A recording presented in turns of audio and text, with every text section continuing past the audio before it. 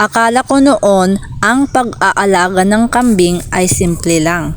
Pakakainin mo, paiinumin tapos magpapastol, ganun lang. Pero ang realidad, ang dami mo palang trabaho. Isa na dyan ang pagiging detective. Obserbahan mo at titignan mo kung may naitali ba. Nagkabuhol-buhol ba yung tali nila. Pero kung nakawala naman at hindi nakapastol ay hahanapin mo sila kung pumunta na sila sa kapitbahay o kung may nawawala. Nagiging security guard ka rin kasi babantayan mo kung may nakapasok na aso o kaya may ibang kambing na kumakain ng damo na para sa kanila. Sa mga kapwa naming nag-aalaga ng kambing, mapa-backyard man yan o sa farm ay i-comment nyo naman yung nakakatawang kwento nyo sa pagkakambing. At huwag kalimutang mag-like at mag-subscribe sa aking channel. Maraming salamat po sa nanood ng video na ito. Abangan nyo po ang part 2 ng ating expectation versus reality sa pag-aalaga ng kambing.